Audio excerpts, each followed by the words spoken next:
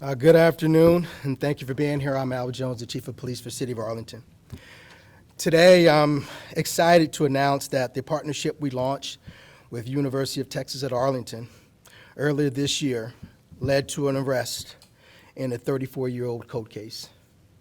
Earlier this month, homicide detectives obtained a arrest warrant for 63-year-old Jenny Perkins on one count of capital murder in connection with the death of Cynthia Gonzales. Before I share more about that, I want to give you a little bit of background on how we investigate cold cases. Like all police departments, our resources are finite, and we have a lot of different needs that we have to address as an organization. We don't have a full-time cold case unit. Our homicide detectives work cold cases in between their regular active cases.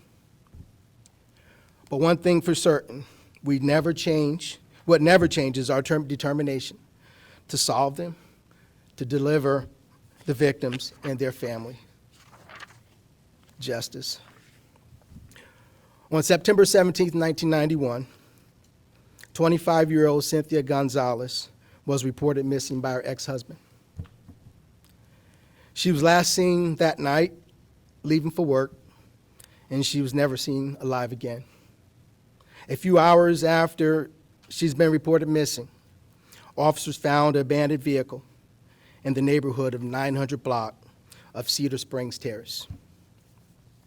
Her family said it was unlikely for that she wouldn't tell anyone where she was going or to leave her vehicle unattended like that. Officers began looking for a possibility that she could have been possibly kidnapped. On September 22nd, 1991, a property owner in Johnson County reported finding a body of an unknown woman that was dumped on their land. The woman had been shot multiple times and was decomposing. Tragically, the medical examiner's office later confirmed through fingerprints that the victim was Miss Gonzales. Through the years, detectives looked at multiple possible suspects and pursued every lead, but they were never able to actually make an arrest in the case. As I mentioned earlier this year we launched a new partnership with UTA, giving select students an opportunity to review some cold cases.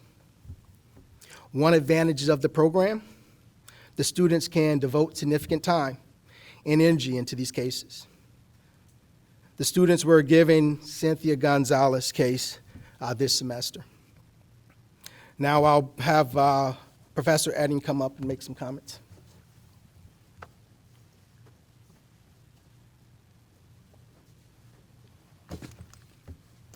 Thank you. It is indeed a pleasure, a tremendous pleasure to be here with you today.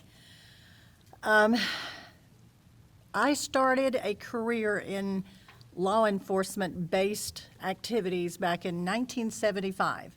I know you can't tell, but I'm really old. And this is basically a culmination of things that should be happening. And I've worked with many police departments through my time. I've worked in crime labs from 1975 until I left Tarrant-County Medical Examiner's Office in 2012. Throughout my entire career, I taught college-level forensic science courses as well.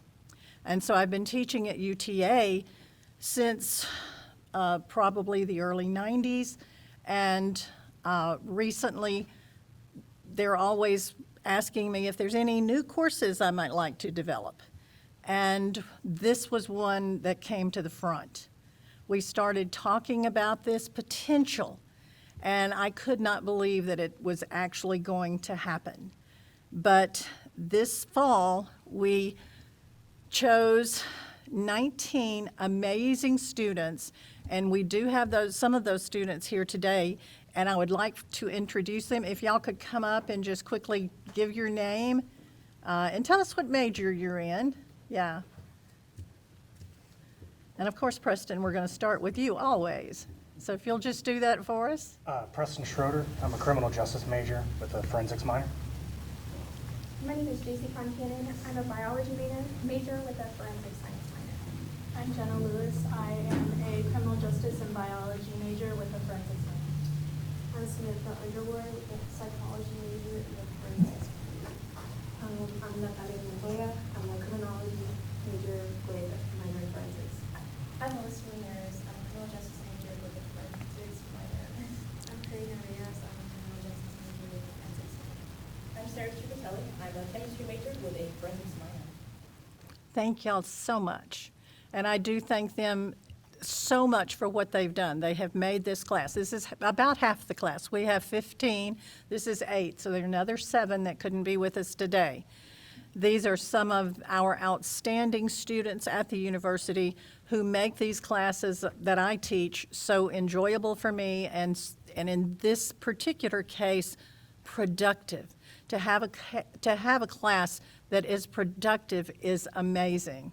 So y'all can sit down. I know y'all love this being in front of the cameras thing, but yeah. Let me tell you how this started. It was about a year ago. We were in a CRCJ week, we call it, where we're bringing in people out in the field, law enforcement and others, to share with our students what they do.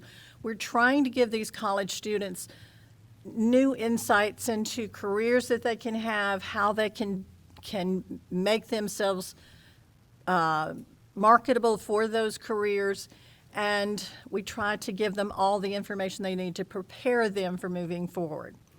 Well, when we had that, Sergeant Ritchie from the APD came over to do a presentation on a cold case. It was actually a case I had worked on many, many years old, because this was a really old cold case. And I kept hearing him as he talked during this presentation about all the things he was trying to do in getting that particular case solved, which he did. That's why he was talking about it. And it was, by the way, of a UTA student. But he kept saying, I just don't have enough time. I just don't have enough time. I lived that life the whole time, and I still do live that life at UTA, but I lived it in crime labs, trying to make enough time to work on the cases, to do everything I wanted to do to solve those cases, to help the investigators have the information they needed to move forward with their cases. There are not enough people in crime labs. There are not enough detectives in departments. These people need to be supported so much more. But I just had this idea as I kept hearing him say, not enough time. I'm like, to go through the files is what he was saying. And I'm like, I've got these brilliant students that have time. They're coming to school, they have to be here. They love good classes. I wonder if this would work into a course. And so I started talking. Professor Davis, Dr. Davis at UTA was my then supervisor, and she had a lot of contacts at APD, and she took me over and we sat down with Chief Dishko and Lieutenant Ritchie and some others and had these conversations about, would this work?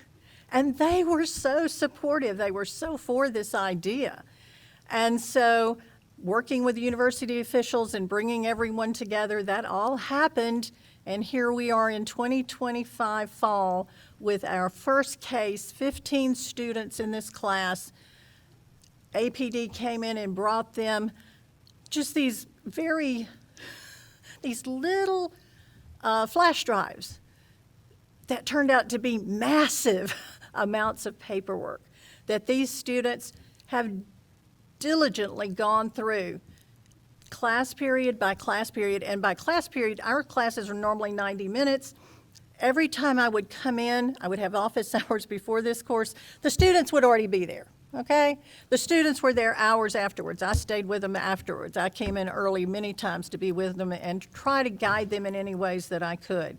We got them information they needed, and they worked so hard. I could not be more proud of these students. It's all about them. They have done the hard work. And it is just indeed my pleasure to be here and let you know that's how that course started. We have it on, and by the way, these students were chosen. I was given that ability to go through applications and choose the ones, and some of their essays that they wrote were just amazing as to why they wanted to take this course, because they did want to help law enforcement. They did want to help the families of these people whose cases have not been solved. So they are very dedicated to what they've been doing, and they've been a great class, and I just thank them so much for all that they've done to make this work. And I was told to keep it short. I'm not good at that. But I just wanted to thank everyone, the university and especially Arlington Police Department and everyone I've worked, Chief Dishko, Sergeant, everybody that I've worked with there has been so amazing. And I thank every one of you for allowing me to have this opportunity to be here and share my students and their work and see this case come to fruition. Thank you, Chief. Thank you to everyone. What's your name one more time, ma'am? My name, yes, I'm sorry, I was supposed to do that. I was prompted to do that. My name is Patricia, Patricia Eddings, Eddings. Thank you.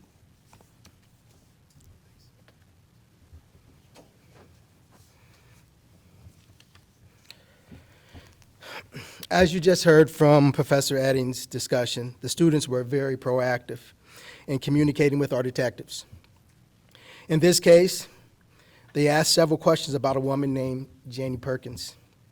Our detectives were intrigued by the questions, so they took a deep dive into the case file, learning everything they could about Miss Perkins. Miss Perkins was a friend to Miss Gonzales, who would frankly hang out with her. Detectives of the 90s looked at her because they learned that she and Miss Gonzales had shared a love interest. Prior to the murder, the love interest told Miss Perkins he was calling things off with her to be with Miss Gonzales. Miss Perkins could not provide an alibi for where she was that night Miss Gonzales went missing. She had failed 2 polygraph tests when she was asked if she knew who killed Miss Gonzales. She also made some disturbing statements to investigators saying she was glad Miss Gonzales was dead and that she had thought about killing her herself. Miss Perkins maintained that she was not involved in the murder and the polygraph are not admissible in court, so she was never charged. In reviewing the case file, our detectives learned that witnesses had come forward stating that Miss Perkins admitted to them she was involved in the murder and provided them specific details. Detectives compared those specific details to the evidence, and they aligned, showing that Miss Perkins knew information that only a killer would know. They believed that they had probable cause to arrest her. After consulting with Tarrant-County DA's office, they obtained a warrant from Miss Perkins. On November 6th, she was taken into custody without incident. Our homicide detectives recently attended Professor Eddings' class to deliver good news to the students. And we want to show you a clip of them and their reaction to the news. Professor Dean will make some remarks.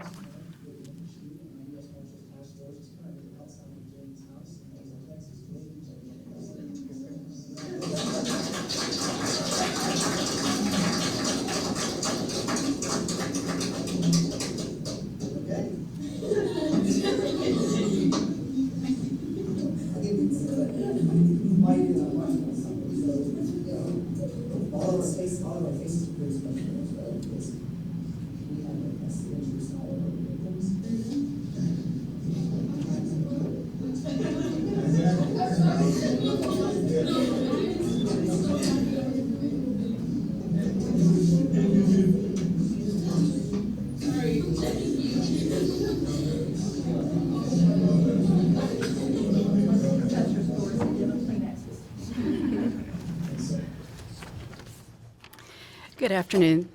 That's just wonderful. My name is Dr. Rebecca Dean. That's Rebeccadeen. I'm the Senior Associate Dean in the College of Liberal Arts at the University of Texas at Arlington. And the Department of Criminology and Criminal Justice is one of our 12 departments. And so it's just been a joy to see this course evolve, to get to see the students, we're just very proud, and I'm happy to make some brief remarks on behalf of the college. Partnerships like what we have just seen are at the very core of the mission of the university and with the work of the college. For our students to be able to experience this real-world training that the collaboration between APD and Professor Eddings has made possible is life-changing for them. I think that's clear from the video that you just saw. More importantly, and most importantly, the victim's family finally has answers. We in the College of Liberal Arts could not be more proud of our students and grateful for this collaboration with Arlington Police Department and its officers. We look forward to many more successful outcomes for our community. Thank you. Chief.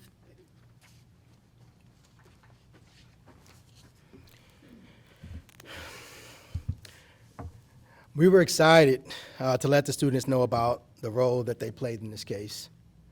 But there's nothing more gratifying for us than telling the victim's family that arrest's been made in their loved one's case.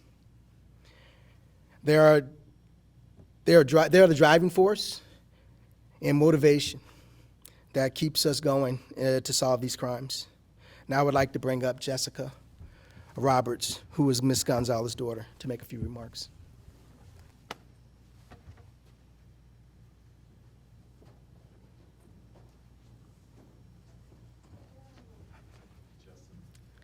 Hello, I'm Jessica Roberts.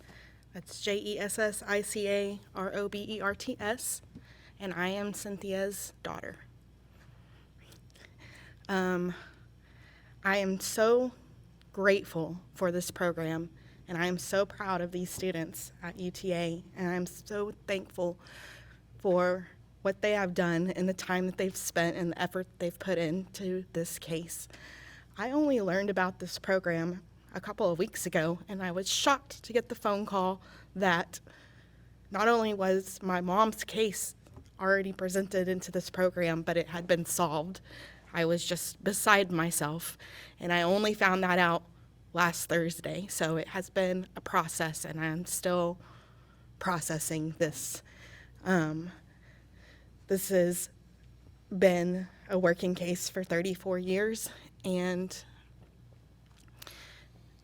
so many people have been involved in this case, not just these students, but other friends and family members have been working on this case very often in their free time, including my cousin Candace, who's here today, and my aunt, who is my mom's sister, who is also here today, and my mom's good friend, Margot, who's here today, and also my mom's good friend, Heather, who could not be here today.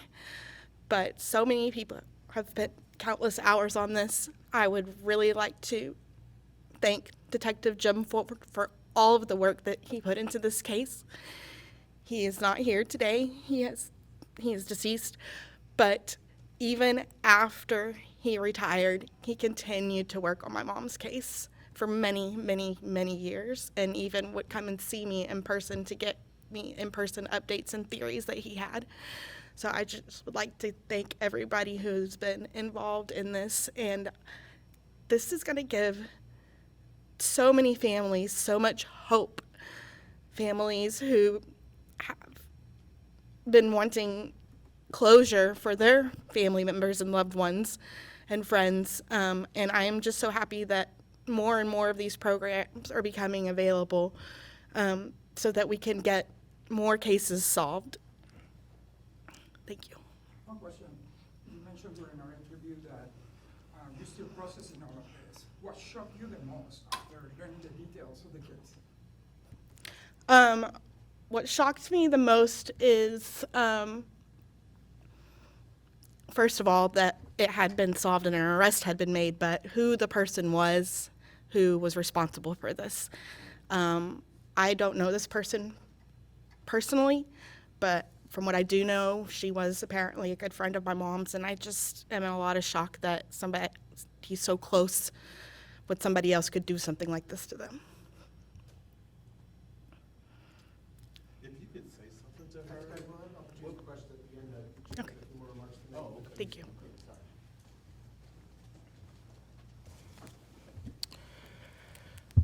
When we launched our partnership with UTA, we always hope that we'll get a moment like this. I want to thank the students for their work and their dedication to this case. You helped us get there. I also want to thank Professor Edding and UTA for embracing this program. I hope we get more of these type of endings in the future. With that, we'll open up for questions. And you might as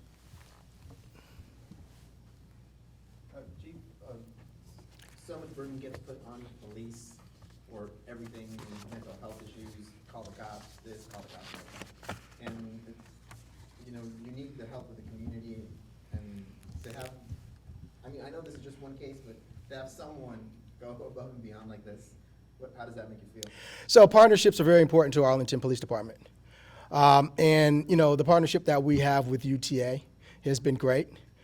We leaned on them for everything, and I think that when you're trying to make a community safe, you need those partnerships because we can't do this great job by ourselves.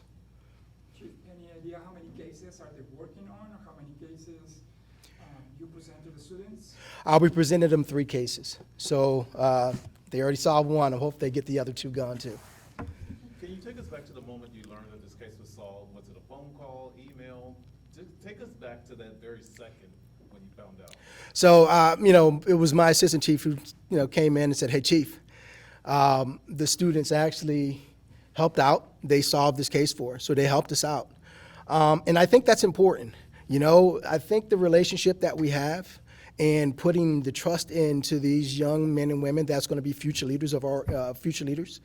And I think that's just a testament that Arlington Police Department is willing to work with anyone to actually make Arlington safe.